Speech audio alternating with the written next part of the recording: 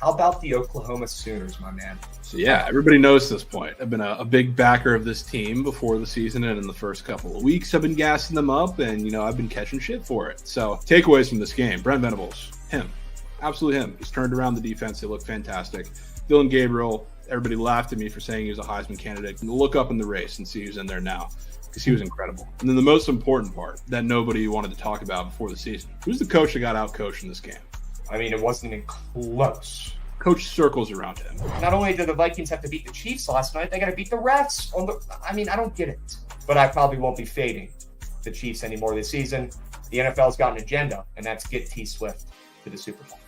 Meat on table for it. Man, I fucking love Georgia. I think this line is crazy. This spread is telling, in my opinion, and it tells me Georgia is going to kick the shit out of them.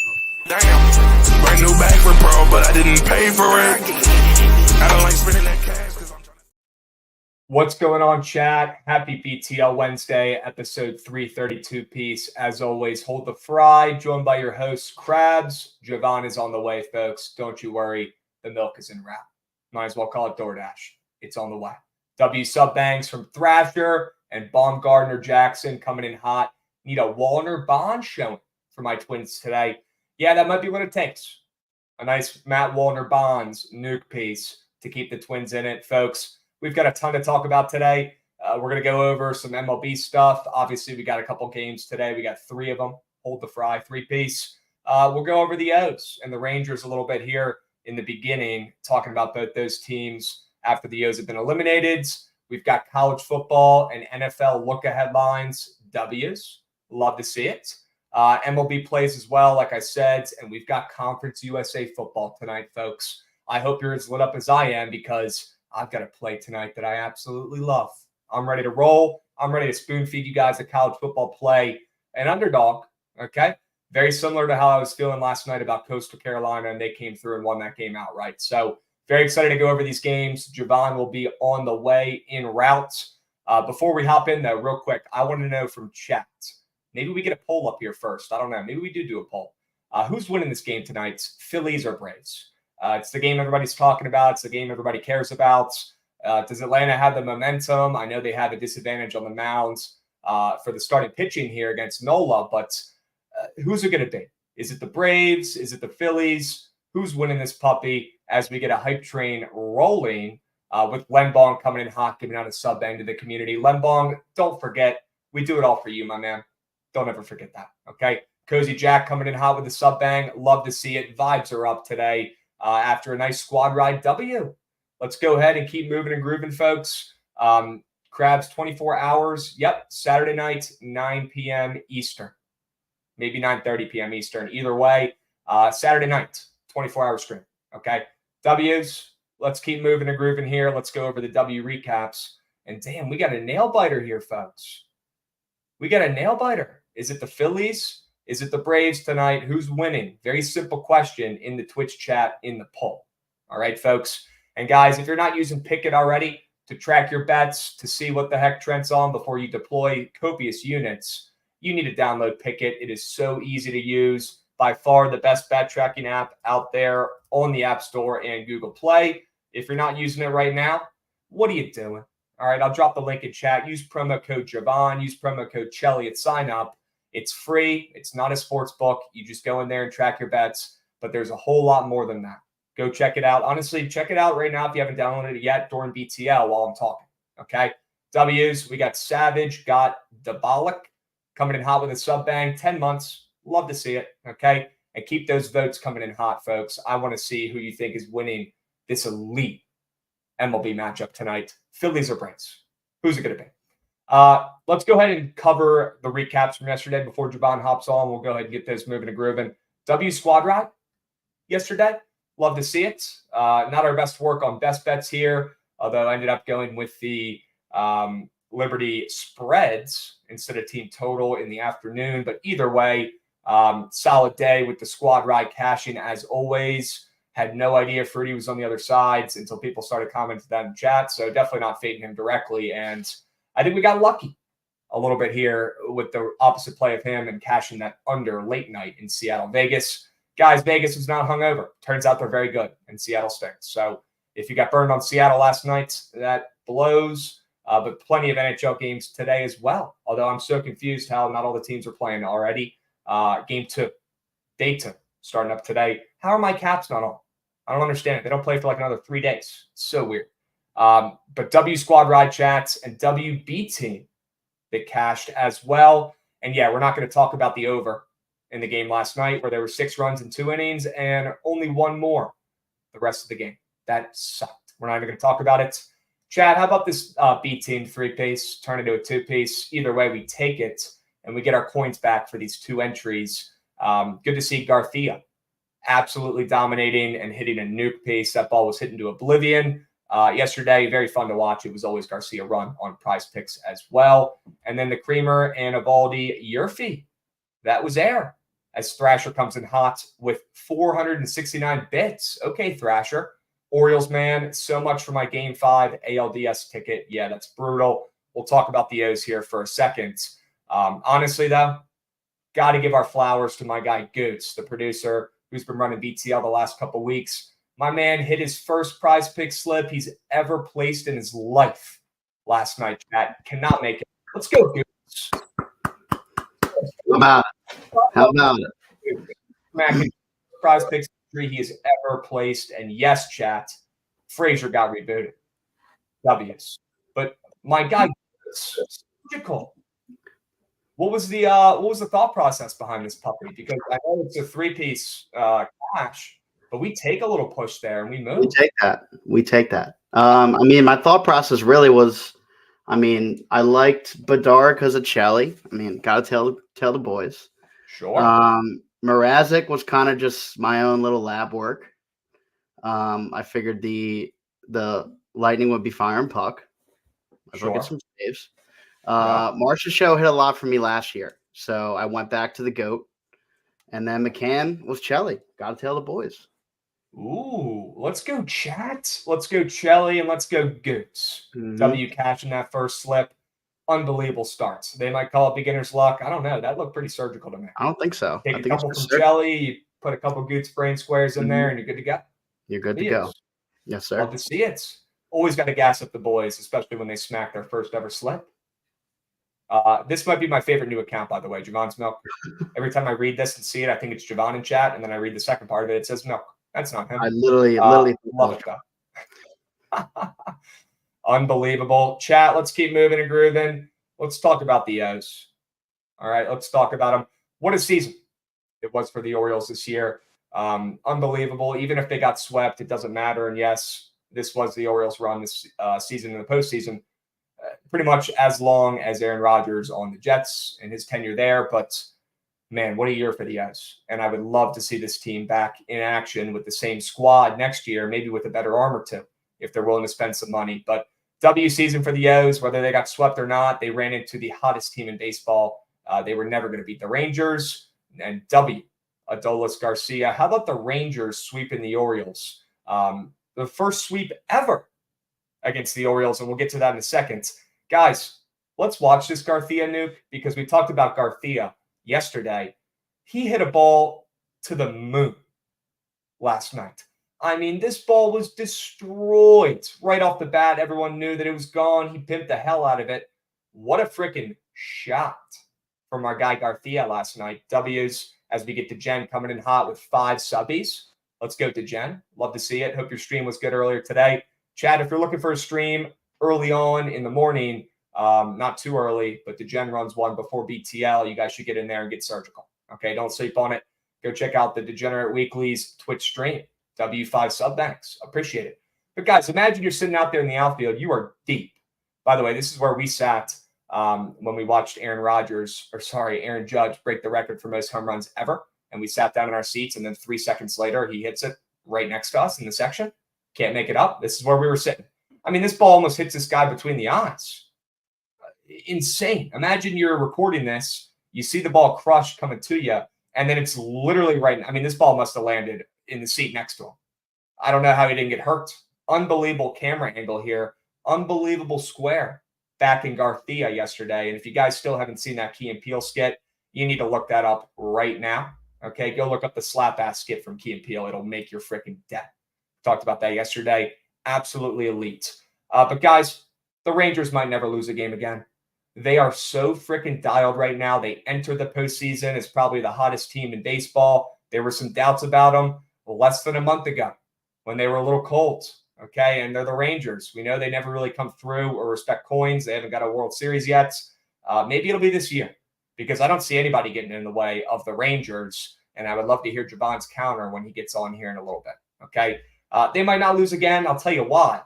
They've got maybe the most competitive pitcher in MLB history, potentially making his return into the starting rotation next series. Who knows?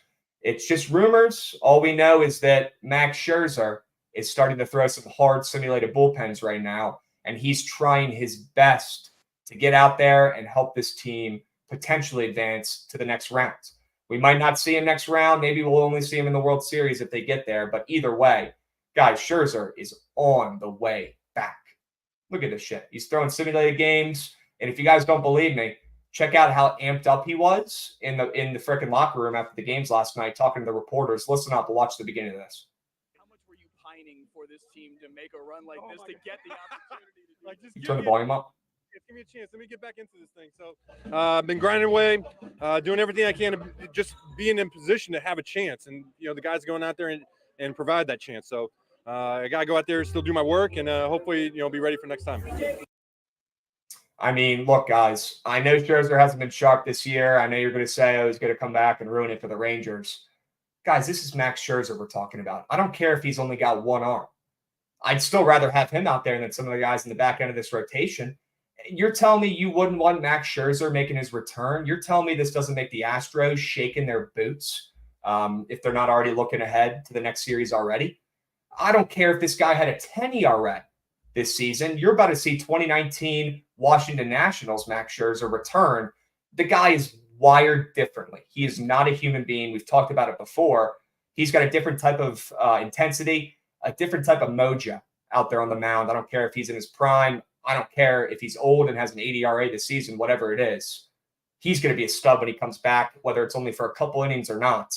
Watch out for the return of Max Scherzer. If he can come into this rotation, even if he's not the number one or number two, I mean, that adds more fuel to the fire. Maybe he even comes out of their bullpen in big spots. I don't know. He's done it before for the Nats, but my goodness, if they add Scherzer to this red-hot team, who's beating him? Who's beating them? Straight up. Nobody. Nobody's beating the Rangers, and I know Elsie is absolutely bricked up right now. I don't know if she's in chat or not, but she's got to be stoked seeing her Rangers come through and have some success in the postseason for the first time in a while. All right, folks, let's keep moving and grooving. How about this stat? I know you've seen this all over your feed the last 24 hours. Orioles have been swept for the first time ever since Adley Rutschman got called up. Guys, it's been a couple years. This is nuts. Adley Rutschman, since they've called him up, they haven't been swept once. And then they get to the postseason for the first time with this team, and they get swept immediately. You can't make it up. That's the most baseball shit I've ever heard in my entire life. That's the most postseason baseball shit I've ever heard in my entire life. It almost makes so little sense that it makes sense if you follow baseball because it's just ridiculous. How did they not get swept ever with this kid, up and in the lineup, and then as soon as they get to the playoffs, it happens? It was like it was meant to be. They ran into the Rangers, guys. They were never going to beat them. They were never going to beat them. 91 straight series. 91. 91 straight series in a row where they didn't get swept. And then as soon as they get into the postseason with this young team for the first time, they get swept. Piss. Oh, Moose piss. Dudes, give me your how you feeling about the team? I know you're a huge O's fan. Real quick. I mean, it's hard not to at least try and have some excitement because we're so young. But also, it just feels like a wasted season. Yep. But how are you feeling about next year, Gates? Feeling good. Jackson Holiday, baby. Okay. It's time. Yeah. All right. Definitely got to start spending some money. I'm excited to see how they do that because they've been cheap the past couple of years for good reason. So I want to see their strategy with spending money, but we'll see. They need to get a couple pitchers in the clubhouse for sure. Dudes, people are talking, man. They might want your insight. They might want you on here until Javon comes back. I mean, I'm 30 minutes away from Camden. I can head over there. That's what I'm talking about. No, they want you on screen. Oh, they want you on here right now. Oh, yeah, they want your insight. They're talking. Right. Everybody's talking about you. W. Goots, L. Orioles. But either way, that's a successful season for Baltimore, and they can build on that. And hopefully next year, they're going to lose some sleep from this series, right? They're going to remember this. And next year, they'll have a postseason under their belts. I know they're still going to be young, but if they can go out and get an arm, at least they got a postseason under their belt. They'll have some revenge next season. I really hope we see the O's back in playoff contention next season, and I think we will. Totally. I mean, seeing the waves of Orioles Twitter last night, it's just like, fuck, this sucks. And then it's like pictures of Jackson Holiday, and like it's like we're good, we'll be fine. It's just after a couple hours, it's just like everyone settles down. They're like, we should be okay. But getting swept definitely makes it hurt a little more. If we made it a series, I definitely would have felt better. But, you know, it is what it is. Only so much you could do, Gates. You ran into the hottest team in baseball. Nobody's beating them. It is what it is. All right? If it makes you feel better, I got a Steam Crab segment, and I want to bitch about somebody who hurt the Orioles, or at least in my eyes he did. Let's talk about Zach Hampel. We can't get away from this dude. He is such a goober. He's first team all goob is what he is. This guy, I mean, I know the O's season's coming to an end. Maybe we should be talking about, you know, their young players or what's going on with their squad. But all I can think about is seeing this video from earlier this week of Zach Hampel catching Gunnar Henderson's first postseason home run. And I can't stop thinking about it. Every time I think about it or see it, it makes me angrier than hell. I can't stand this guy. I am a Zach Hampel hater, and I don't care who knows it. This dude is a goober. He's 40 years old, and he goes to the park. He sits there and lurks, and then he runs up right next to you when you're about to have your whole life made, when you're a grown-up and don't have a glove on with your bare hand, and you're about to catch a home run ball, and we'll watch this through again. This guy was about to make a play right next to him with a bare hand on his right hand. You'll see it, all right? And then this goober tracks this ball like he's freaking George Springer out there in center field and snags it right next to him. I mean, this dude stinks. Haven't you caught enough? Don't you have enough baseballs, my dudes? Don't you feel bad about being this guy? Why would you want to be this guy who goes to the park and fucking steals balls like this away from kids, away from actual fans of the team who pay all their money to go to these expensive games? Imagine you're that kid who spent half his paycheck to go to that game in Baltimore. You're standing there. You see Gunnar Henderson hit a nuke towards you. You put your hand up, Goods, and next thing you know, Zach Hampel is bumping into you with his hip and boxing you out to make a freaking play in the outfield. I hate this guy. He is the worst. He must have nothing else going on in his life that brings him joy than snagging baseballs away from kids, bringing his glove to the game like he's on the team, and just being a bozo, dude. Enough is enough. Call it. And just when you think this guy couldn't get any weirder, Goods, he's got freaking dating profiles up from the past where he's trying to just get into these MLB games. Goods, this guy wants baseballs more than he needs oxygen. Yeah. He's willing to make dating profiles around colleges when they have these games going on, and he'll pay people $1,000, literally a rack, to freaking get him into the game just so he can steal ball. This guy stinks. Oh, the watching amount of this times makes me so angry, dudes. The amount of times I've watched games right where he was at Utah Street, and he just raids that place and just to get baseballs. He's just stealing them away from diehard Orioles fans. What a Dude, bitch. enough is enough, man. We get it. You're good at catching baseballs. Honestly, it's weirdly good at this point. It's impressive. But call it, dude. You are a goober who's taking joy away. I mean, this picture makes me want to punch my fucking monitor, dude. So I want to punch my monitor. I want to break it. Looking at this goober smiling like that with a baseball that should have gone to a fucking kid. I can't stand this guy. He is the worst. He should be banned from all MLB parks. He should be. He should be. He should be banned from MLB stadiums. I'm just being completely honest with you. Can we go back to the beginning of the video real quick and just pause it? Just pause it, kids. Just go back to the beginning of the vid, and I just want to see that fucker standing there in the back like he's Slender Man, creeping on some people, just waiting to pounce. Yep, right here. Honestly, play it for like 2 seconds and wait till it zooms out just to spec so you can get a full image here. Yeah, like right there. Oh, there he goes. Too late. Either way, guys, what is he, just standing back there lurking in an athletic position, just ready to pounce and get a good first step like he's Victor Robles out there in center field making diving plays. Grow the fuck up, Zach Hampel. Go get a job. Go find a woman. Make a dating profile app that you actually use to speak to people. Stop stealing baseballs away from actual fans. Javon, this guy keeps ruining my day, man. What are we going to do? Oh, L Mike. L Mike. Yep. We need to bring you back up. Hold on. We'll keep Goots up here right now. Okay. L Mike, bring yourself back up, Javon, when you're ready. But guys, am I on an island with this? Do I care too much? Are you all with me? He's the worst. Zach Hampel. He is the worst. Ban him. Get him out of here. Smell you. Unbelievable. He's just standing back there, lurking. Lurking. Oh, the worst. All right, guys. We'll get Javon in here real quick. W Steam Crabs. This guy he's the worst. Why does he have name recognition? Bro, he's literally famous because he's so weirdly good at catching home run balls. Well, he's got to have over 100 at this point. I mean, I don't even know how he gets paid, but this is all he does. Like, if you He's look at got to be rich from something. How does this guy have the funds to just travel around park to park and pretend like he's a little kid at his first baseball game ever? Doesn't make any sense. What wires are crossed in this dude's brain as a 40-year-old man where he thinks it's okay to do this? Full-time job. There's no way he's got a full-time job. No, I think Chelly's saying that this is his full-time job is catching baseball. Yeah, literally. This is his full-time job. I mean, look him up. Chelly, you'll be disgusted. It's going to make you so angry. Honestly, don't even look it up. But yeah, this is a real thing. This guy is famous for traveling around and acting like he's a little kid going to his first MLB game with a glove. It's embarrassing. He literally gets in the fucking outfield. He stands there like in athletic position like this, ready to go. His knees are bent. He's fucking moving. He's like, oh, it's over here. Oh, shit, it's over here. The guy's a fucking loser, dudes. Let him go. There he goes. He's a loser. There he goes.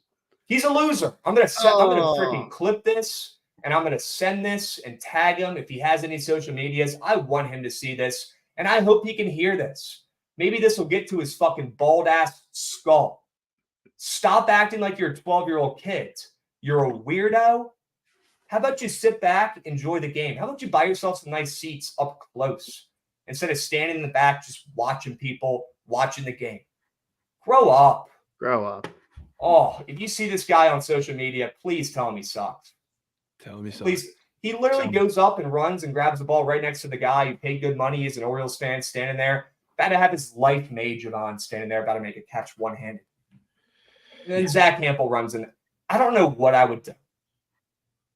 Like, picture yourself, you bring your kid to the game for the first time, if you have a kid, and a ball gets hit to you, and then Zach Hampel boxes you out like he's fucking Zach Randolph in the post. And next thing you know, he's stealing a ball and jumping around celebrating like it's the first one he ever caught.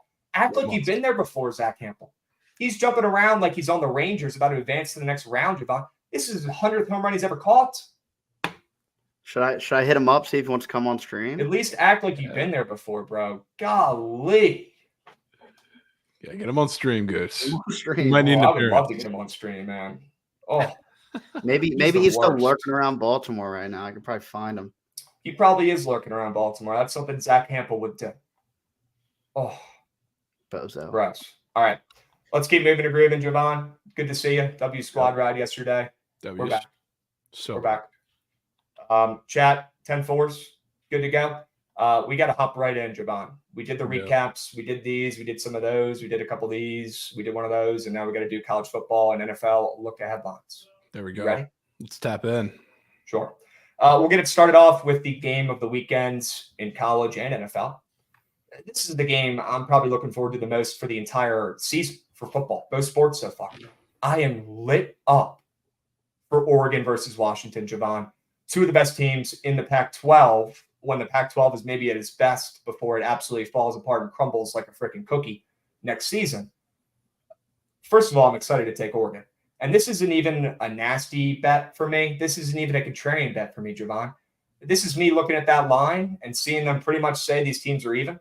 If they played on a neutral site, maybe Oregon is a slight favorite, -0.5. That doesn't even mean anything. So they might as well be freaking a pick 'em on a neutral site. This is me just knowing ball, watching these two teams, knowing how the season's going to play it out, having a feeling in my cojones about Bo Nix being different and having a little bit of an edge here.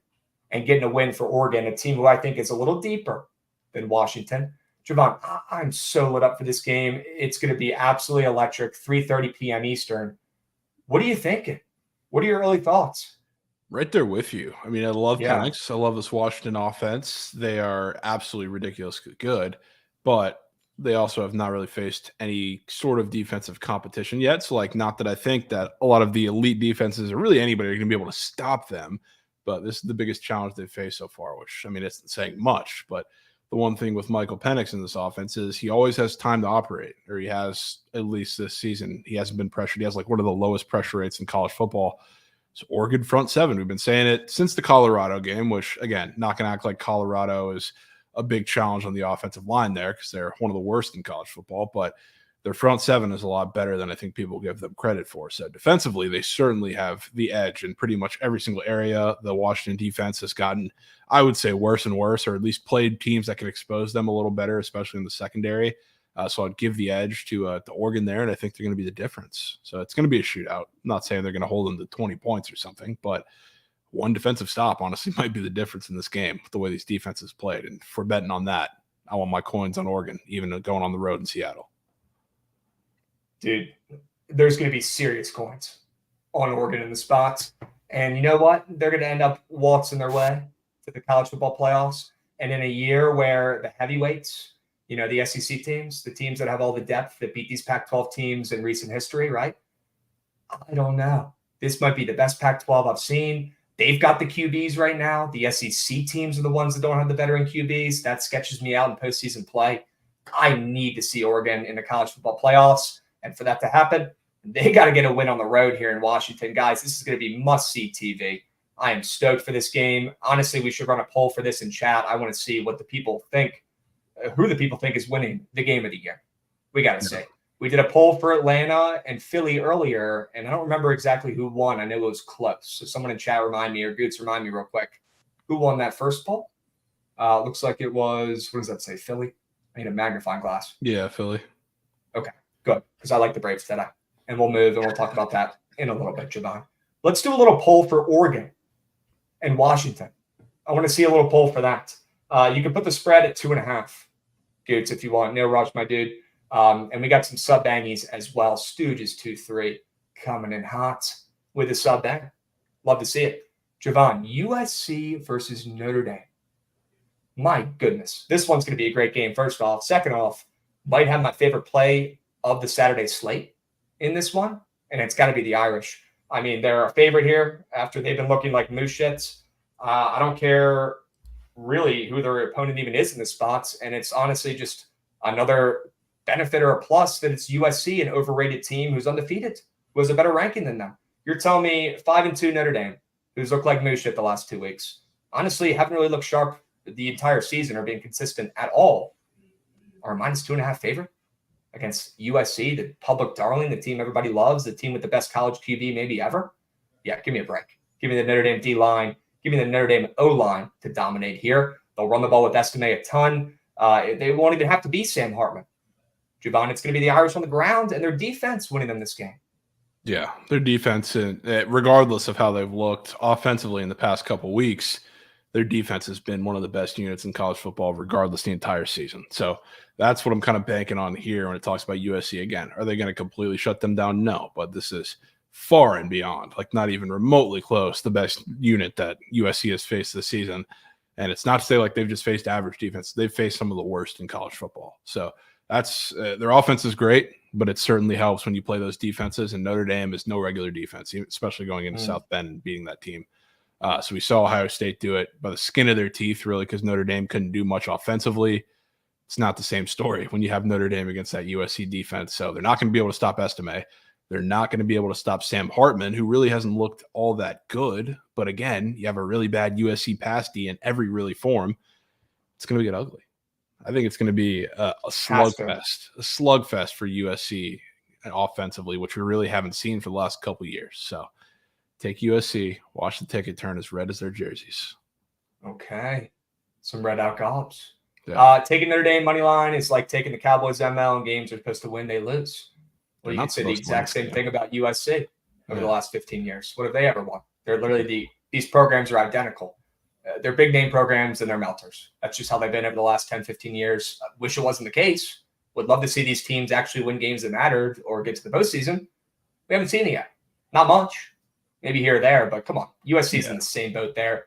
And then Javon, real quick. Yeah, I was about to say, looking at this too, if who knows? I'm not going to try and be a weatherman. Apparently, USC and their coaching staff is trying to be. If this is a game where the elements are involved, that is music to all Notre Dame backers' ears, because you're going to have to win this game in the trenches and with the run game. And I can tell you real quick who has the massive advantage there. Bro, this coach literally has like a spray bottle he's walking around with and just spraying people with water during practice. What the fuck? Look at that. Yeah. It's like something you see people out doing like lawn care with like weed killer in there, except they just put water in there and they're just spraying the kids down. That's the weirdest practice drill I've ever seen in my life. It's so crazy. It just might work. It just might, yeah. It just might. That's honestly, they're playing in the year 3000 right now. 100%. My goodness. Dude's got a portable hose. Okay. Javon, thoughts on Javon's Milk final score prediction for Notre Dame? 9-6. Crazy account. But yeah, I mean, I don't know if it's going to be 9-6, but it's going to be probably the toughest defense that USC has faced the last couple of years. So I wouldn't be surprised if this is their lowest scoring output by a good amount in this last couple of years. You know what, Javon? Why not take it one step further and just have USC practice in the pool? Yeah, have Michael Phelps come out and play the X. I mean, where does it end? Michael Phelps driving over from the Horseshoe Casino after getting his third DUI. He'll go over to practice real quick and teach those boys who's boss. Yeah, there you go. Unbelievable. People forget. Michael Phelps, a legend. Maybe parties a little too much. Can't be driving cars after you're drinking. All right, grow up. Yeah, not the best idea. That's rule number one. Javon, let's talk about Miami and UNC. Gosh, man, Miami, what a waste of a season. After that loss, I feel so bad for them, man. But they're still ranked. But any sort of, postseason dreams are probably dead in the most embarrassing, worst fashion of all time. I'm assuming Coach Cristobal probably hasn't slept much or slept very well in the last couple of nights. That's the kind of coach I'd want my coins on. I'll tell you that much. The kind of coach who's thinking, shit, man, I'll bounce back after maybe one of the most bonehead coaching moves of all time because I'm too stubborn to start kneeing the ball. And I've been doing this my entire coaching career because I think I'm smarter than everybody and I can get away with it. Well, you just got burned and you look like a bozo and you showed that your stubbornness meant more than you actually running, a play that mattered and had your team win the game. Honestly, it's selfish. If I was a player on the Miami team, I'd be saying, fuck this coach for doing this stuff. Everyone on earth knows you need the ball here. I don't care what you believe in. Do it. That's what I'd be thinking. So maybe that's not a good team to be betting on if there's some beef going on, behind the scenes there with that program. But I'll tell you what, UNC, they really can't look much better right now, and they're still undefeated. Maybe they'll give Florida State a run for their money down the line in the ACC, Javon. But right now, they are undefeated through the first 5 games. They're at home here. They're coming off a 40-7 win against Syracuse in a game with a 9.5-point spread. So absolutely dominated UNC's respected coins pretty much this whole season. And we've seen the spread move from, closer to a pick-em for that original look-ahead line now to around 3.5, some places maybe -4 for UNC. Javon, are you with me on the Cristobal narrative? Trying to back a Miami team who needs to get a win and prove to the world that they deserve their spots and where they're at against a UNC team who's been unbelievable recently and maybe a letdown spot? Yeah, this to me looks, I don't want to say similar because it's a little different. Like, this feels like the easiest bet on the board to me. Take UNC, which last week I thought was the UCLA game, which again, different scenario because they were favorites in that game and really shouldn't have been. UCLA was, and here UNC is just laying a short number here against Miami team who just, I would say, reached rock bottom. They're looking good throughout the season. I was starting to believe in Van Dyke in that offense, and they ran into Georgia Tech defense that shut them down. Obviously, the bonehead coaching decision at the end in a game they should have won, but a game that shouldn't have been that close anyway. So after seeing that blunder on a very national stage and seeing a UNC team that I would say is reaching their peak right now, and I don't love fading because I do think they're really good and their offenses continue to get better throughout the season, 3.5 seems like a risk-free bet, as some may call it on the Twitter space there. So I would have to put coin on Miami. Simply have to do it, especially on the road. You're only getting 3.5. Fishy. Look, Javon, it's as simple as being a system play, man. We saw the system play pay out for Louisville, the flip a car POD over of the century. That smacked. Now we got our own little POD narrative here. It's fading UNC and back in Miami after the worst play call in college football history, POD. That's what it is. Got to back Miami in the spots. I don't know why chat's bitching about us thinking Miami's not good. They are good. Tyler Van Dyke has been much better than everybody on earth has expected. He just has. Maybe he hasn't been perfect every game, but he's much better this year than I thought he was going to be. I mean, I think we all ruled out Miami before the season, and they have showed us up.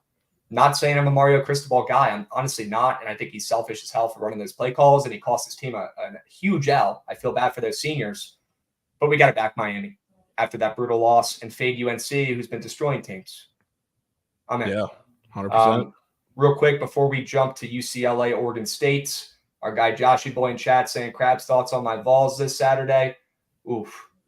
I wouldn't be betting on him, my man. Just root for him, Joshy, because that one might be close. And A&M might win that game on the road. We'll leave it at that. Okay. UCLA, Oregon State. How about UCLA? We didn't talk about them much in the weekend recap. How about them coming through and respecting coins when that game looked about as shady as it could get early on? They came through. Now, I will say this is a team, a program, a coach that I want to fade more often than not. So after taking them last week, definitely wouldn't say I'm leaning their way. The spread is down, though, from +4.5 to +3.5, Javon. Don't have a side here I love. Gun to my head, I'm probably taking the nasty-ass under in this game between these two offenses. But who do you lean on the side? This is a tough one because UCLA is coming off of, being the first team to make Washington State, and Cam Ward really look human. Great. Shout out to them in that game. Shout out to Carson Steele, too. The run game was great. But DJ Ugalele, or however you say his name, I really can't get that down, and I don't think many people can. He looked like Tom Brady the last week against Cal, which is crazy because watching that game, it was insane. It wasn't just the fact that he was going up against a defense in Cal that's really struggling this week. He was making throws with anticipation. He was making accurate throws. He was even connecting on deep shot after deep shot. So, he looked fantastic in this game. So I kind of want to sell again. I'm not going to lie to you. I hate backing Pac-12 teams on the road, like our man's saying in the chat there. Pac-12 teams are not fantastic on the road. We're backing, I guess, 2 this week. But I think UCLA gets this game close. I'm going to take. Okay. You lean the points with Coach Kelly. Okay. I do. I'll be staying off that one for sure then. Great game, though. Should be. Wanted to bring it up to the people. Let's move to do some NFL games. We got 3 lines that are sticking out for us a little bit here, folks, and then we're going to dive headfirst into MLB plays for today, mainly Atlanta and Philly. So stoked for that game. Let's start with Seattle and Cincy, though, on the gridiron here, Javon. The Seahawks. Yeah, their record's good, sure. That's not a team we like. I know Pete Carroll, and I'm probably the biggest sleeper on Pete Carroll because I keep saying I want to fade him, and then they keep proving me wrong, but you can't tell me that Cincy opening up at, -4.5 in this spot didn't pique your interest, at least for a second, after watching last week's game. Now, you're probably going to see the public jumping back on the Bengals after one good game from Burrow, so I'm not saying I'm sprinting to the sports books to lock this in, but I will say I don't think I want to be taking Seattle in this spot, Javon, but the spread is down to 3 in this game. Where do you lean? Yeah, this is a tough one because, I think the public is maybe going to start buying back in on the Bengals, or at least on, the Burrow and Jamar Chase connection after how good it looked. But at the same time, it's the Cardinals last week who are a little more competitive than we thought they were going to be coming into the season. But that win didn't really impress me all that much. I personally don't think the Bengals are back because of that. The public might. I don't really know. But the Seahawks, this is a tricky spot for them. It's a tricky spot. It's really all going to come down to, can the run game be dominant? Because I think that's what you're going to have to do against this Bengals team. I don't trust Geno Smith to consistently destroy that secondary, and I don't trust him to do that against many secondaries across the league. Not saying the Bengals are, prime Legion of Boom or anything, but I don't know. I lean Seahawks here with the points, but I don't love it. Probably not going to end up on it. Okay. I'm with you. Right now, 37% of bets, 52% of handle coming in on Seattle spread. So maybe they're a tad hair public, but the splits are a little sharp too. So maybe the Bengals aren't a play yet. We sit back and watch them have another good game and get another W before we hop back on the Bengals train. Yeah, that's fair. Okay. That's fair. Dubs, not going to talk about the Commanders because it's just going to make me pissed off. Let's go to Detroit and Tampa, Javon. Give me your Bucks report real quick. Seems like a really weird spot. I'm not going to lie, for the Bucks. Yeah. At home, I was shocked to see it go so quickly back from 3.5 to 3, landing on the field goal square there. But I kind of like the Bucks this week, and it's not for lack of me still being a little optimistic on this team, or pessimistic about this team, not optimistic. and then Baker Mayfield in this offense. I don't know the status of Mike Evans. I assume he's in the conversation to be playing. I haven't heard anything otherwise. They had a bye week to get him healthy, so we'll see. But I kind of lean the Bucs here at home to get a sneaky little probably win. You might have to, because I think there's going to be no in between in this game. I think they keep it close for a while, and if it's close late in the game, it's going to have to be Baker Mayfield legacy. So the one thing with the Lions is rush defense is incredible, but the Bucs don't really run the ball anyway because they can't, because Rachaad White sucks at his job, and so does everybody else behind him. So it's not like the Bucs are going to have to be like taken out of their comfort zone exactly, because that's exactly what they do from the start. So it could be a decent matchup here. They're also running the creamsicles, so might have to be a Mikey over uniform bet. Straight up. Yeah. Honestly, dudes. Okay. Yeah, it's got to be the Bucs and the spreads, and they've had 2 weeks to prepare for this game, and you can't make it up as a Mike Evans, a less than receiving yards guy, finally gets hurt. Not that I was rooting for it, but gets hurt, and they have a bye week. Javon, is he going to play this week? I haven't heard anything different. I know right when he got hurt, the couple of days after, they were saying they were just going to take it by ear and let him rest over the bye week and see how he responds. I haven't heard many updates. So was he have a hammy? Yeah, hammy, which, I mean, they, especially with Mike Evans, who has a track record of that, they might be a little cautious. So I'm not sure that he's in, but especially, I mean, if they're sitting only a field goal dog at home with no Mike Evans, count me in for the Bucs. Yeah, have to. Must play here. We move. One more game here, folks. Arizona and LA. Man, I love this over. It might be square. I don't care. Give me points from both sides. Arizona has overperformed for the majority of the games this season. The Rams and Matt Stafford still slept on, still undervalued by the books, in my opinion. I mean, last week, Cooper Kupp, what he did in his first game back, seems like he didn't even miss any games. They've got Puka. They've got Kyron Williams, who could do enough. Guys, this Rams team, they're still coached by Sean McVay. They still have a borderline Hall of Fame QB, just looking at stats under center, whose arm looks healthy to me. I haven't heard a single person talk about Matt Stafford's elbow in the last 2 months. Yeah. It looks good to me. All that bullshit before the season, talking about old man Stafford not having any juice left in the tank. Are people just making stuff up? Maybe. People act like they're in the freaking doctor room with them. Guys, we don't know. What we do know after freaking 5 games, Javon, is that the Rams offense has picked up like they've never left. They're still great, and they're still coached by one of the best coaches in football. And I know they're not having this guy on the other sidelines anymore, but McVay owns the Cardinals. Whoever's coaching for them, it really doesn't fucking matter. It's going to be another dub for the Rams here. And I'm probably going to take the Rams in Survivor pool. Javon, I'm thinking they're up to -7 here now. Yep. Looking like a good time to take the Rams here potentially if I'm trying to be a little risky. But either way, the total's up 3 points. I think both teams will be scoring. The Rams defense doesn't impress me much. Josh Dobbs, every single week, has overperformed, in my opinion, because people thought he was a homeless guy playing QB before the season even started. It was absolutely disrespectful and ridiculous. The guy didn't even have a jersey in his own team store for the first 2 weeks. Get the man a team jersey in there. Come on now. Give me a break. Put some respect on Dobbs, even without Connor. They got that backup RB who looked pretty sharp when he went in the second half last week. I picked him up in fantasy. Might have to start him. There's going to be points on both sides here, Javon. I'm hoping you're with me. Yeah, I'm with you. And especially I'm down to back the Rams in this game too, not just Survivor pool, but on the spread on the -7 here, partially because I talked about this with Daniel Jones, which was a little different of a situation. The only pass rush that he had faced that was worse than the Dolphins last week that he faced the whole season so far is the Cardinals. So the Cardinals, they're not getting much pressure on quarterbacks, which is also why last week Joe Burrow was able to operate in the pocket and he looked a little more comfortable than he had really all season, because he's also gone up against a really good set of pass rushes. So Matt Stafford, if he has time to operate in that offense, yes, they have a lot of quick shots to Cooper Kupp and Puka Nacua, but they also have a lot of long developing routes. That offense is at its best when you're able to let that operate. So if you're not getting home to Stafford, he's going to be cooking.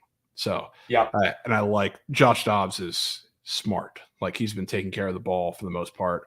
He did have, I believe, his first pick, maybe second last week against the Bengals, which it's not who I would have thought that he would have got it against, but he's been taking care of the ball, which is good. I think they can move the ball in that defense. Defense is still not great. So I do think it's a pretty big Rams offensive bounce back after last week, but the Cardinals will pull their weight. I'm good with that over. I like that. Points. Yeah. 2 words. Points. Love it. Somebody asked, I think it was low key Carly, what's it like to be left in the survivor pool still? It's nice, comfortable.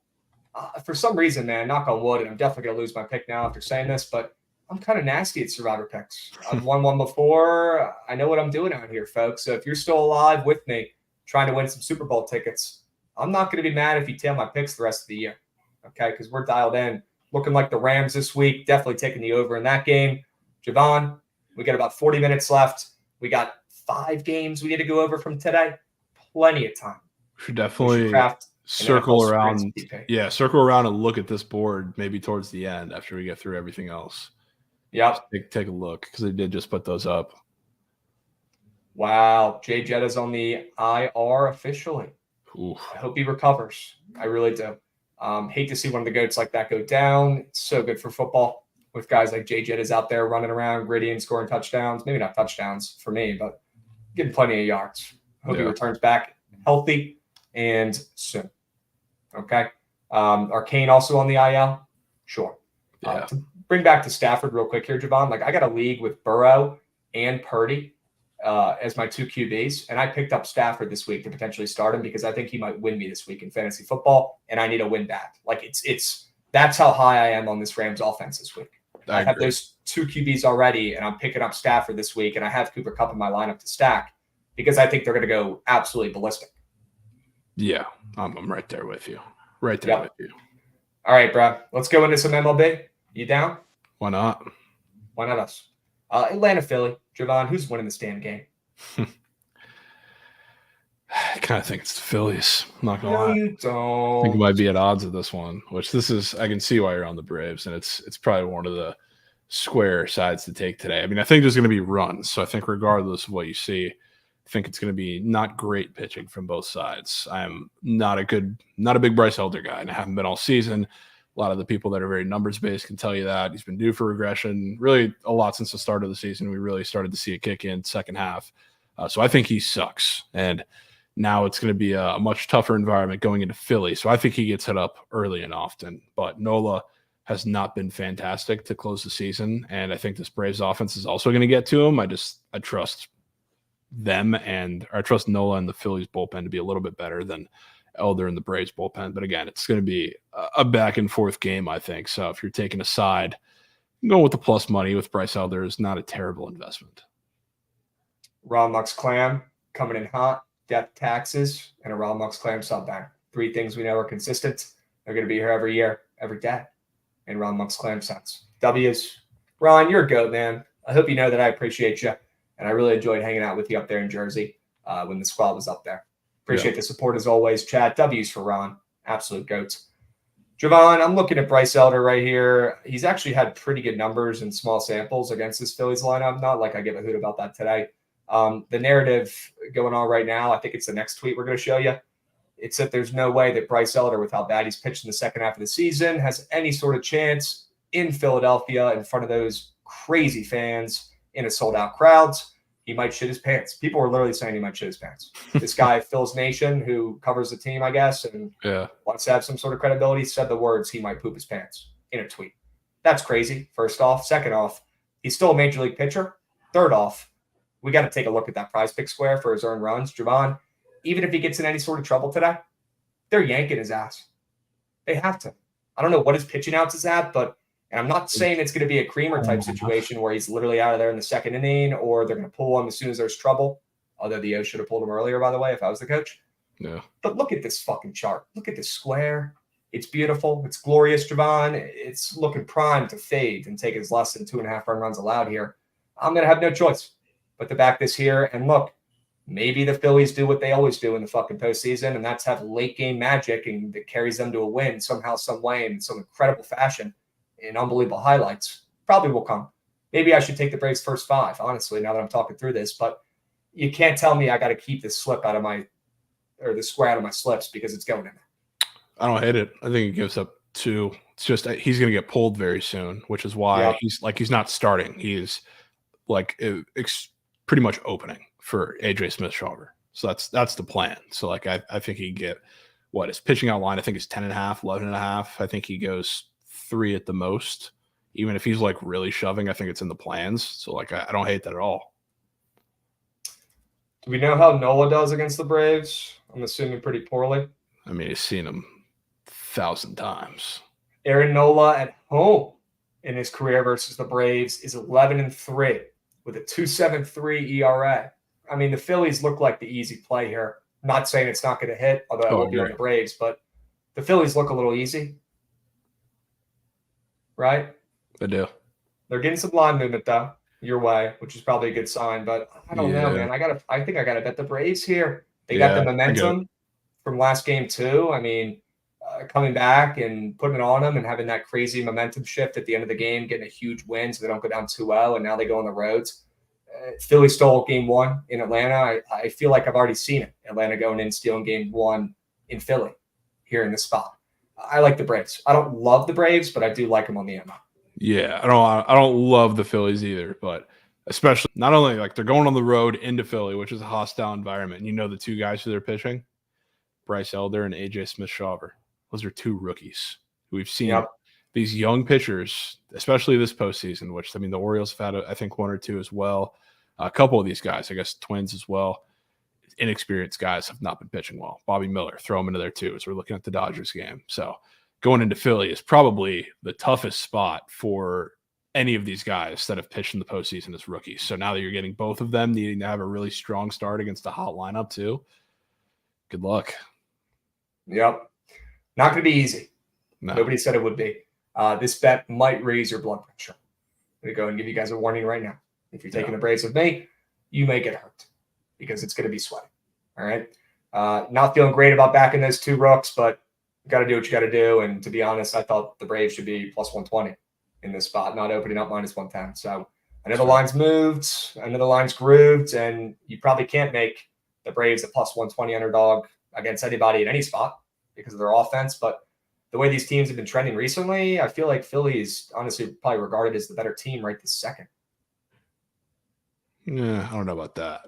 I think everybody, the one Austin Riley swing changed everybody's tune about everything that was going on in the playoffs, that the Braves were frauds, that the playoff structure was terrible and should be changed. Everything changed in a second. So we'll see. Yeah.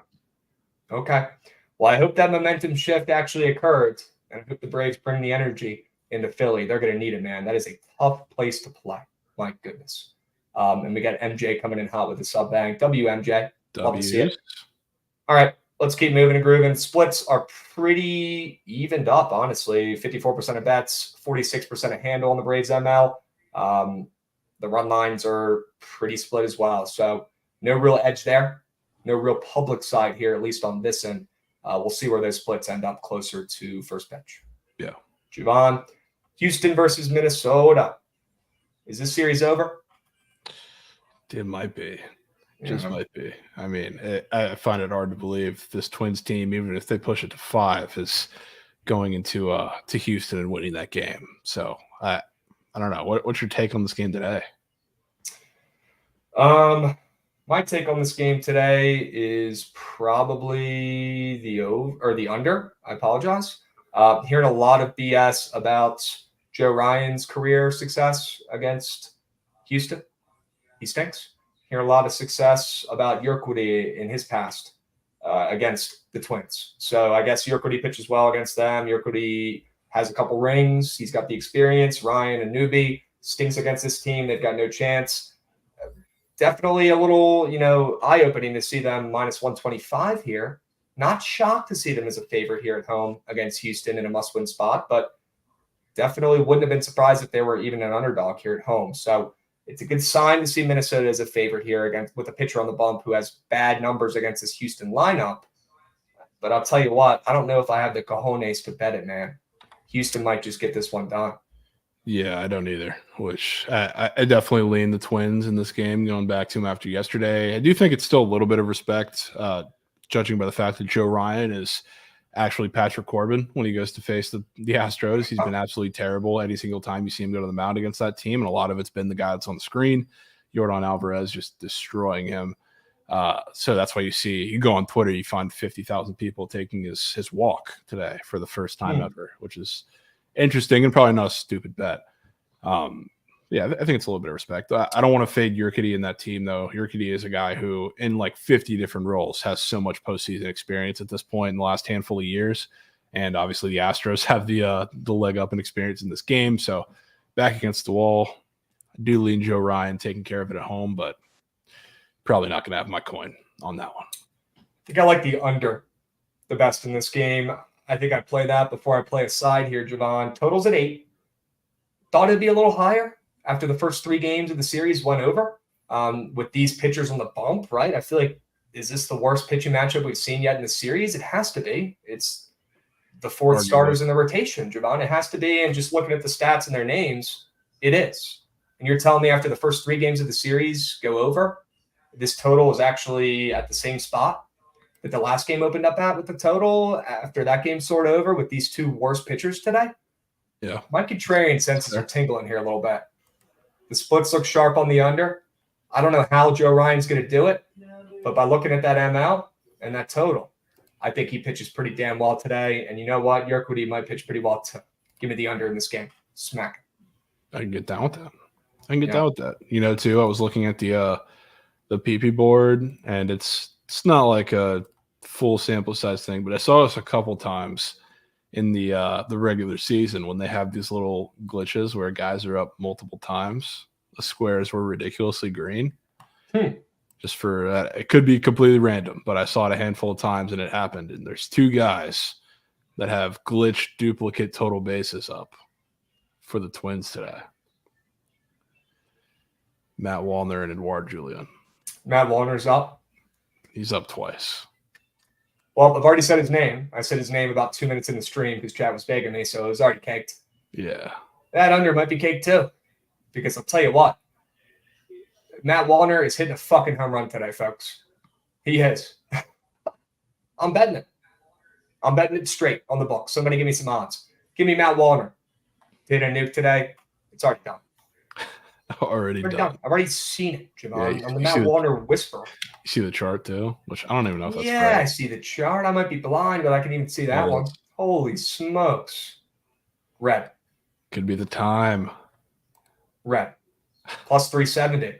Matt Wallner today. Huh. Yeah, maybe that'll make up for that shit Royce Lewis square. Yeah. Such a bad square, man. Oh, all right. Let's keep moving and grooving here. I think the best play in this game is the under. Javon, gun to your head. What are you playing on the balls? Gun to my head, I'll probably play the under. Okay. Damn, you like that little sell job, huh? Yeah, it was a good sell job. You sold me. Sure. W's. All right, let's talk about the Dodgers in Arizona here real quick before we move to the gridiron and talk about some Conference USA games. Chat, don't get too excited. Okay. Dodgers, backs against the wall. 1 more loss and they're out. Javon, we picked this team to win the World Series. What the fuck are we doing, man? They're down 0-2 to the D-backs. Yeah, shit. You got to be better. Got to be better. We gotta be so much better than that, dude. What the fuck are we? I switched from the Braves. What am I doing? I had WCLV, and I said, you know what? Give me the Dodgers. That was a crazy Give me switch. Iguodala. Even like if I had the Braves, I didn't even believe in them at this point or at the point early in the postseason. I still really don't. But how are we switching off the Braves, man? I don't know. And all the plus EV nerds probably were Arnold Fist. They were pissed when they saw my tweet about switching and They cutting were away plus 400 worth of value. Yeah, I don't know. That was a head scratcher. But you know what, folks? I still think the Dodgers keep the series alive after tonight. Now, rumor has it there might be a certain sports bettor, Javon, out there who has the Dodgers on the ML tonight for a 10U Mega Max. And that guy is Trent. So might end up staying off them here. But I do lean Lance Lynn, who opened up minus 145 in the spot against Fott, who looked pretty good in his first postseason appearance here. Has looked much better over the last 2 months, ever since he got sent down and called back up, Javon, like he said about a week or 2 ago. Looks like he's on the Dodgers, Phillies, and Astros. Sure. Yeah. Javon? Probably could have guessed those couple. Yeah. But yeah, I'll tell you what I see. I see in this game a 9.5 total, which regardless of who's in the mound, regardless of the bats that you see coming up in this lineup or either lineup, you don't see many 9.5 totals come playoff time. And we see one now.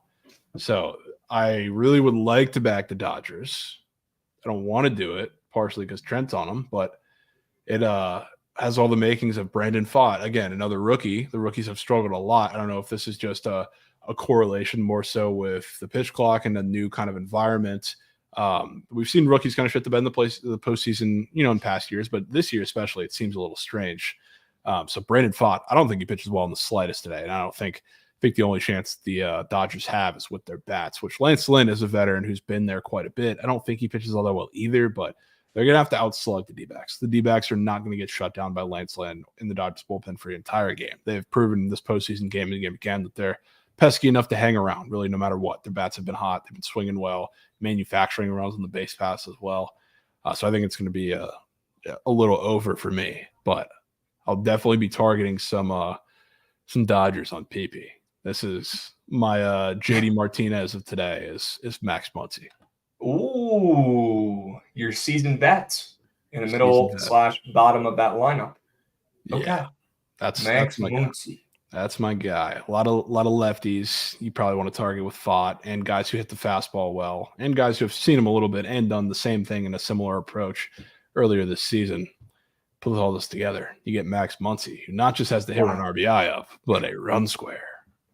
Count me in. You put all those crazy things together, and you get Max Muncy more than half a run. Correct.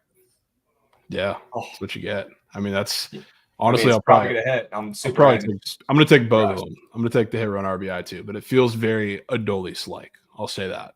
The fact that the run square is even up. You missed the Adolis gas. Yeah, well, shout out to you. Shout out to you for that. You pointed that one out. Yeah. Well, had a couple losers yesterday too, but that was a good read. Yeah. Adolis Garcia. Dude, that ball was crushed. That was sick. That was nuked. All right, folks. Well, I guess it's the over. I think our two best sell jobs so far have been two totals in the MLB games. I think that under in Houston, Minnesota is disgusting. You are sick in the head if you take that, and you're like me, and we're going to catch. So I'd like to see it at the counter. Meet you guys there. Give me the under in Houston, Minnesota. And then that Dodgers-Arizona total. Javon, I don't know how that didn't catch my eye earlier today. Yeah. W read, W sell job. Could end up being a W play. Probably not after me gassing it up, but we'll be on that over. Yeah. Love your heads. We're just going to have to do it. Locked. Dubs. All right. Javon, here's what we're going to do. We're going to power through these two Moose Shit college football games. Yeah. We're going to circle back. If you have any NHL plays you like, if we have time for some prize picks assembly, after this, we'll do it. And then we'll do the squad ride. We should have time. Okay. But let's power through these two Moose Shit college football games. We got UTEP. We got FIU. Now, I looked at these lines last night for the first time, and I said, whoa, wait a minute here. FIU is -3 in this game right now. That doesn't seem right. First of all, UTEP might be 1-5, but put those two teams on a neutral site. I'm probably taking UTEP if they have a healthy QB. But then I thought, they must not have a healthy QB, Javon. If this spread's moving this way, turns out Gavin Hardison still might not be back. And I'll tell you what, guys, you're not going to find shit about this on the internet. I tried, trust me. But what you can find is the spreads, and use your brain and know and be smart enough to realize that he's not going to play today. And that's why FIU is -3 in the spot now. I'm off this game. Don't have any plays I love. Hate to say it. Hate to be the no fun guy, but it's probably the under in this game. These offenses are just that bad. Only 2 games on tonight. You're going to be seeing plenty of bets on overs just because people want points and they want to feel something. Well, in prime time, there's times I'm willing to just take unders just for the fuck of it, and they pay more than they don't. So this is probably one of those spots with 2 Moose Shit offenses in prime time here. One of the only games on for the day.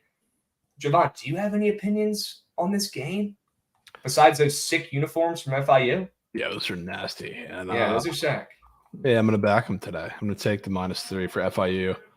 The one problem is, I guess, talking about FIU, I guess he said it here. Where did I see that? B-Camp said it. Run defense is horrendous. But the one thing that UTEP has been lacking as far as really since the beginning of the year, since they've been a little rotation of the quarterback position, just that offense has no stability. That's what I'm trying to say. So if this FIU defense could at least make them the slightest bit one-dimensional, I don't trust them in this game. And FIU offensively, honestly, I think they're the team that's going to be a little more successful in the run game, which I was looking at taking some correlated prize pick squares, which Shamari Lawrence hasn't been all that much of a feature in this offense because the run game really hasn't been able to the last couple of weeks. I think this is the week where they ground and pound. I think it's going to be an ugly game. I'm right there with you, but I can't trust UTEP and their offense, especially in this spot. I think their defense keeps them in the game, but I think FIU pulls away kind of at the end there, regardless of the quarterback situation. Maybe this is just because teams know how bad of a rush defense UTEP has, Javon, and that's just the attack they take and the approach to beat them in the game. But UTEP is the 16th ranked passing defense in college football just by looking at yards per game. Like I said, you got to put an asterisk next to it because the other teams are probably just running the living shit out of the ball. But they've given up the 16th fewest yards per game in the air, Javon. But then you go over and look at their rush defense. They have the 125th ranked rush defense as pertains to yards per game. That is bottom 9 in D1. They are that bad. I mean, the teams around them, they're so bad. I mean, they're barely better than Georgia Tech's rush defense, which might be the worst I've ever witnessed with my eyeballs this season. They're in the bottom of the list. They're atrocious. So if FIU wants to win this game, they're going to run the living shit out of the ball. And if they have RBs that you like, maybe it is to play. And it doesn't hurt that it's probably going to be the 4th string QB playing for UTEP tonight, Javon. You're squaring up for Kitch and you're taking it. You don't give a hoot. Yeah, not at all. Not at all. I'm tapping it. All right. W's. Let's keep moving and grooving here, folks. We've got Sam Houston State and New Mexico State. Guys, hold your applause, hold your yelling. Don't get too excited here. We still got to talk about the game. All jokes aside, though, Javon, I really want to take Sam Houston State, a team who we liked early in the season. I think they covered for us the first week of the year, and we were kind of hyped because they were a moose shit team. And then we took them the next week, and they burned us, and now they've sucked ever since, and they still haven't gotten a win. Does that sound about right?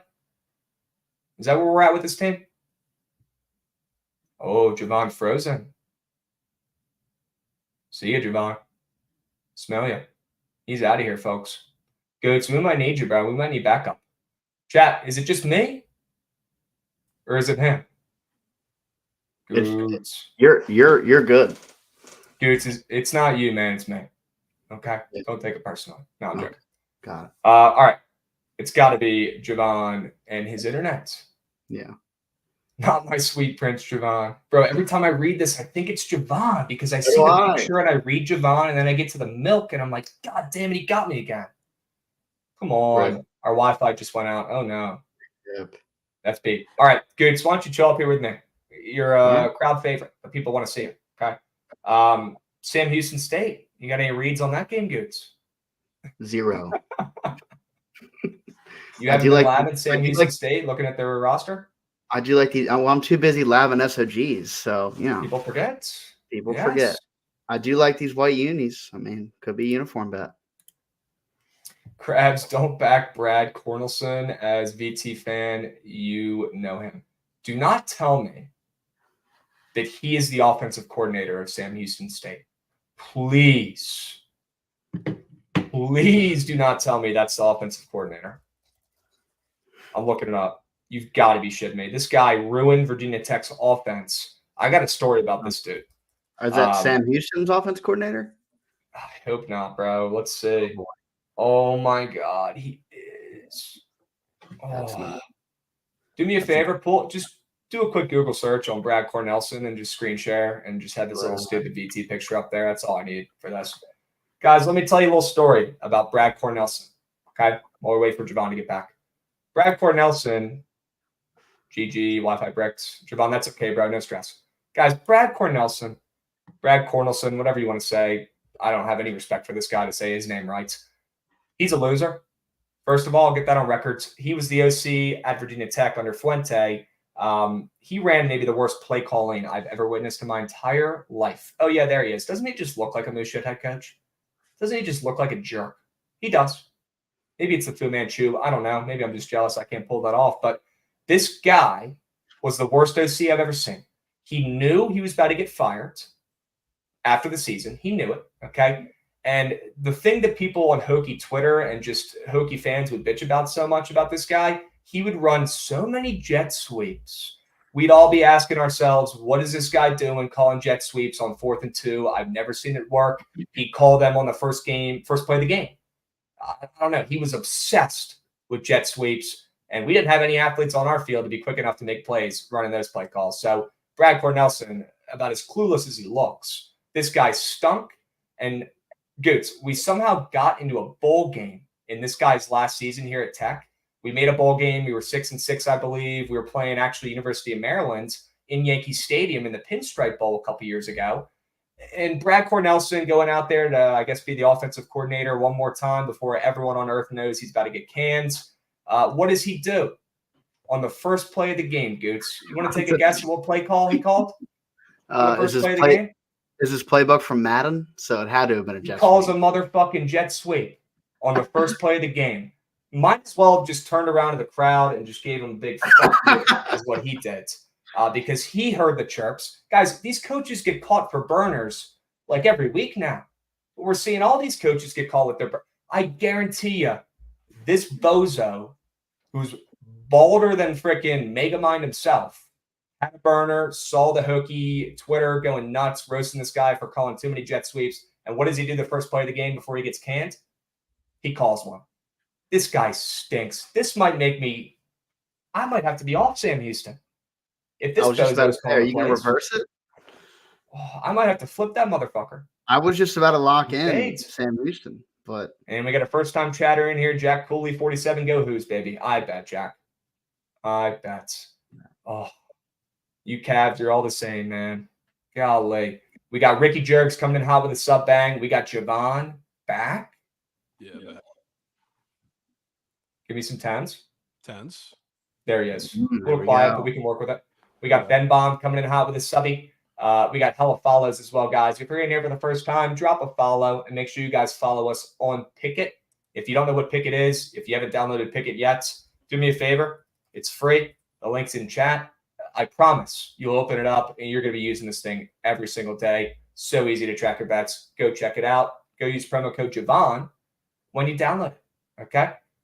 Javon, we're picking up on Brad Cornelsen. We found out that the old OC for the Hokies under Fuente, and I'm not going to retell the story, but this guy fucking sucks and he's a loser pretty much is what it was. He's the new OC at Sam Houston State. No wonder why their offense is terrible. Yeah. They have like the worst FBS numbers in history. It's insane. Yeah. You know what Sam Houston State did? They go, oh, a coach got fired from Virginia Tech. They used to be good at football. We're going to hire him. We're not going to look into how bad of a coach he was or the reason why he's out of there. Javon, this guy called a spike jet sweep in our bowl game against Maryland in the Pinstripe Bowl when he knew he was going to get fired because everyone would bitch about him calling too many jet sweeps. He literally said, fuck you guys, I'm calling one on the first play of the game before he got fired. Insane. Yep. This guy's balder and his head might be bigger than that graphic. Let's keep moving and grooving. We got about 15 minutes. Sure. That's some sass. Love it. Javon, all jokes aside with the Cornelsen BS, I don't even know if I want to take them anymore after finding out that this bozo is in charge of their offense. Now, they do have Trevor Williams. Don't be confused with the ridiculously terrible pitcher on the Nationals. They have Trevor Williams at linebacker. This guy's an NFL LB. He is. If you watch him play, if you see him on the field, he's ginormous. He does not belong here on that team. He should probably be playing at Bama. He's like that. He's nice. And I have no qualms or problems with the Sam Houston defense, Javon. They're okay. Yeah. They're all right. It's their offense that's putrid. Now, I will say, I might not have a goddamn choice, and I probably still will end up taking plus 3.5 here with Sam Houston State. I'm already in too deep, but not a great sign to see piece of shit Brad Cornelsen as their offensive coordinator. Now the math is checking out why their offense is putrid and why they're 0-5. They hired a loser as their OC. Yeah, that might just be the difference. Bryce Harper wearing a Dion and Colorado shirt today. Look at Trell Jones' post. Braves ML is the moves, Crabs. Well, I won't look at Trell J's post. I'll tell you that much. But that's good to hear that he's on them. Okay. Hilarious. Javon, can you give the people a hockey play? Rumor has it you've been crafted one up and there's a play you like. Oh, yeah. I'm taking the Kings today. Taking the Kings. Unit. What do you like about the Kings? Got to take them against the Avs. I mean, the Kings are a team that I think a lot of people like this season, and I'm pretty high on them. And I won't want to fade the Avs too much really this season because I think they're going to be on a little bit of a revenge tour. But early in this season, I think this is kind of a little bit of a spot play going on the road here in LA. They have a couple new ads. Ryan Johansson's there, Ross Colton, Thomas Tatar. I think they still have a little bit to figure out as far as what kind of works best with a lot of those lines. Not to say they don't have the talent, but this Kings team and Kings defense, I think they're going to lock in. And the one issue with the Kings, I guess you could say in this game, is going to be the goaltending, which is kind of the weak spot for them. But I think their defense could play well enough against a rotating cast of lines that's kind of be, I would think, changing throughout the first handful of weeks here to really see, again, what kind of shakes out best for the Avs. So I'm on the Kings. Little almost pick 'em line on opening day. when everybody always loves the Avs. So give me them. Let me check the Washington splitter since. Let's see how they're looking here for hockey. Probably doesn't matter as much for hockey, but we'll take a peek. That's what we hear every Looks time. like And then it always splits are always pretty comes good. out. Splits are pretty good. They're looking pretty nice, Javon. About 22% of bets, 17% of handle on that ML for the Kings. So definitely not public. Not surprising to see the public all over the ads. Maybe a little bit of a letdown spot here with a public favorite here, like Pittsburgh last night. They got showed up by a younger team. Maybe the Kings will do that today. Yeah. Okay? W's, Chewy, you got to be feeling good, man, after the Blackhawks got an outright win yesterday. W's, happy for you, Chew. Love to see it, my man. Jangus, by the way, you ruined my day bringing up Brad Cornelison. Not a good thing, but I do still appreciate you and your go. Unreal. You thought I was angry about Zach Hampel? Chat, I am holding in rage about Brad Cornelison to get through this BTL episode. I might have to go upstairs and run around the park just to get my anger out after this because that guy's the worst. He might be worse than Fuente. Seriously. I mean, who calls a spike play jet sweep? Because everyone knows we've been bitching about him calling jet sweeps in the first play of the ball game. He's the worst. Oh, all right. Any other NHL looks? Now, ones that I love on the PP board. Hopefully this guy does not get hit in the face with a puck and miss a big chunk of the game like we saw with Cody Glass yesterday. But there's one D-man on the board up for a point today, and it's Mike Matheson for the Habs. I already think you're going to score some goals today against the Leafs and maybe be a live dog there. I'm taking him for a point today. It's kind of a mandatory play. Alexander Madison on ice. He's got to be better than on the fucking gridiron. Yeah, I mean, I guarantee Mike Matheson can catch a screen pass. I'll tell you that much. So I'm not starting Madison this week in fantasy, right? It's going to be split carries after that drop touchdown, right? I mean, I don't think you should have him on a roster at this point. That dude sucks. Well, yes, I agree. He does stink, and he probably won't play the rest of the year. I'm not going to drop him yet, though, but he's atrocious. I was wrong about him. I said that I thought he was going to be okay before the season. That's on there. It's a rare Crabs NFL L. Okay. Michael Madison, sure. Yeah. Why not? I have one square I can shelf. That's all right. Run it up. Feed me Goots. People forget Goots smacked his first ever Prize Picks entry he ever placed, Javon. Nuts. This is a lean. I have the Flames jersey on. Andrew Mangiapane. He's on a line with Michael Backlund and just got a new contract. I think Backshots might be feeding him the puck, and he's a young, fast skater. And I really like this. I mean, it's red and a gray Robbie right here, but I mean, I like that chart. The push we can work with the gray Robbies. We can work with them Goods. Yeah. Guys, Goots has been in the lab. This is good. Yeah, this is lab. I tip my cat, man. Straight up. I'll tweet out my slip later at Real Goots Hall. But this is a lean for now. But we'll see. Not to be confused with the fake. Make sure you guys get that right. Fake Goots Hall has been everywhere on Twitter. Yeah. The fake one is all over the place. After he hit his first Prize Pick slip, there probably are. Wouldn't be surprised. Yeah. W's. Javon, it's about that time. I say we get the squad right up and maybe throw some Prize Pick squares together for the people as they vote. Yeah. Give the people plenty of time to vote today. I'm in. Let's do that. And by the way, chats, I know we're late starters here. We usually let the intro run in the beginning of BTL. I think I'm going to start firing that up like 5 minutes before and letting it cook. And we're going to try to start right on time going forward, just so we're not pressed for time as much during the ep. We got about 1,700 sports we're talking about. We're talking about this. We're talking about that. Just trying to make sure we get everything in like we're doing today. Okay. BTL squad ride, Javon. I think we got to put both those MLB plays that we seem to love, those two totals in those second and third games. Why not take that Houston under 8? Right? Houston, Minnesota under 8. Yeah. Why not take the Dodgers and Arizona over 9.5? And by the way, the juice is loose on that. If you didn't know already. Yeah, really? It's loose. Watch out. I mean, if it goes up to 10, I mean, I can't remember the last time I've seen that. I don't care if the guy who delivered my Starbucks Uber Eats this morning, I don't care if he's the guy getting the ball and going on the mound to start this game off for the Dodgers. It doesn't matter. A total at 9.5. Javon, literally the best line of the day today is MLB playoffs total at 9.5. You don't even got to explain anymore after that. I don't care who's playing. I don't care who's pitching. Doesn't matter. You take that over. And I love that play. Wow. Great read. Doesn't mean it's going to hit. Probably one after that, gas, but I like it. Hope so, though. W's. Gotta hope. We got a Han coming in hot with a subby. 1 year of cake. W. RIP my bloodstream. Yes. Okay.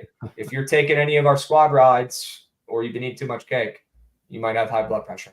Okay. Squad rides are not meant for the faint of heart, folks. Nobody wanted that under last night. Smacked. Dead. It was sweaty. All right. I don't think I've ever seen that many shots ripped on net and not have 10 goals in that game. That was crazy. Legacy goalies. Hilarious. Any other baseball plays you want to take? I know we're divided on Atlanta and Philly here. Yeah. I don't know. I don't feel too strongly about a side there. So, I mean, if you want to put meat on table for the Braves, feel free. I'm not putting meat on table for the Phillies. I don't know. Nothing other than a prop, I would say, or prize pick square for the rest of baseball for me. You want to put FIU in there? I'm down to put FIU in there. Spread? Yeah. Lay the 3. Okay. That means we got to put Sam Houston in there too. There you go. Dude, yeah, just wrap up Sam Houston and then Kings ML in there. Last leg. And There's then 5. WNBA play. Perfect. You have one today? Should we take a bait? How did we not think of the Liberty parlay? Could go Liberty. Liberty Bibberty. Well, we sold that. It was last night. We could have gone Liberty minus 6.5 last night, and then Liberty plus whatever they are today. We sold. Well, by looking at this line, definitely lean the Liberty on the spread here. I'm no WNBA sharp, but I will say for some reason when I give plays out on here, they hit. They do. We dare put the freaking Liberty in here, Coach? Are we putting them in? I'd rather put the Kings in instead of the Liberty, but it's just me. Okay, we'll put the Kings in. Okay. Javon hates fun. We'll put the Kings in. Sure. 5 plays, chat. 5 winners. We're going to let this poll run for 5 minutes. I want to see 500 bets. We got over 500 people in here. Let's get over 500 bets. Houston, Minnesota, under 8. We've got LA and Arizona over 9.5. FIU minus 3. Sam Houston State plus 3.5. But wait, there's more. Kings ML on the ice. Love it. Jack, get your votes in. Hurry up. Go, go, go, go, go, go, go, go, go. Hurry up. There's no time. What are you doing? Hurry up. Get your votes in. Rush. Hurry up. Yeah, you got about 4 minutes. Yeah, you got a little bit. You got some time. Hurry up, though. Go, go, go. Javon, prize pick squares. Feed me. I'm hungry. Are we talking today? Only? Talking today. Any sport, any guy. I don't give a hoot. Yeah, so I mean, like I said, on the ice, I'm taking Michael Matheson. Yep. So I do think the Habs are going to be live in that game. Somebody mentioned in chat he is the kind of the QB of PP1 there too. So I think that's a pretty good look today. I think they score. College football, I do like Shamari Lawrence, 40.5 rushing yards for FIU. They weirdly, I don't know if you've been paying attention, but it seems like every midweek game, it's a lot of split backfields. And this is a guy who would starkly benefit from a lot of that because really he hasn't been the focus of this offense. Has been, I don't even know how to say his name, Kajon or however you say it, but he's been the focus there. I think it's a little more Shamari today, and I think they're going to be running the ball quite a bit because Tay beat this team. So that's my CFB square. And then baseball, it's Max Muncy. Max Muncy. Yeah. Anybody else who you mentioned today who you wanted to bring up again? I feel like those are the big 3 ones. Those are the big 3. Yeah, that's a big 3. And I'd be lying if I said I wasn't going to sprinkle, just out of conspiracy, the Matt Wallner and Julian TBs. Okay. I feel like that's. Yeah, we can go ahead and just put. We can just go ahead. We got to put Warner in here. Yeah, might have to. We don't have a freaking choice, dude. Like, I wish we did. I wish we did. Because you know what? I'm on the under. But it's been done. I've said his name. I said it 2 minutes into the stream. It's just not. We can't get out of it, folks. And he's got those duplicate squares. And I'll tell you what, chat. Don't forget about that Bryce Elder less than 2.5 earned run square. Don't care if you're on the over. Don't care if you're on the Phillies. Either way, I don't think there's a world where Bryce Elder doesn't get yanked from this game before he even allows 3 runs. They're going to go to freaking Smith-Shawver or whatever the hell his name is, coming in, the rookie, because Bryce Elder is really just an opener. And I don't really think a lot of people know that today. So, you know what, Elder. You know what, too? I don't think I think we took the Wallner one first day of the playoffs just because it was Wallner, so we had to back the guy. I don't think I've truly taken one of these home run combo squares and just actually liked it, taking it on its own accord. Muncy, JD, and Christian Walker have one today. Count me in. Count me in. And you know who I think it's going to be. But I don't hate having either of those guys on the back end on my side too. It's got to be Mullins. Yeah, hoping. It's got to be Mullins. Okay.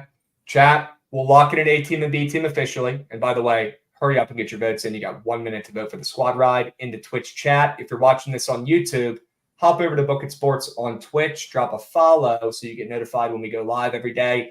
Much better experience in the Twitch with the poll and chat as well. So if you're watching on YouTube, appreciate the subscription. It's free. All right. If you want to watch it on YouTube, sure, go ahead. Doesn't matter to me. But if you want to vote in the BTL squad ride poll, you got to open up Twitch at the end to get your vote in. All right. Hurry up. Go, go, go, go, go.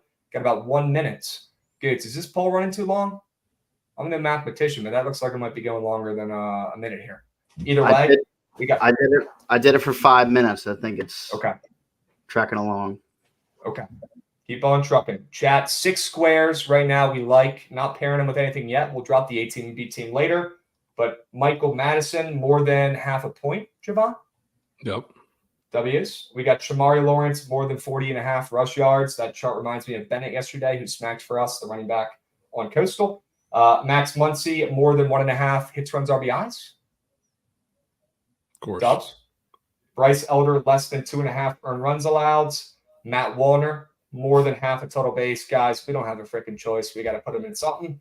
And then that Max Muncy, Christian Walker, JD Martinez home run combo square. Looks like the squad ride is wrapping up here right now. It's a nail biter, folks.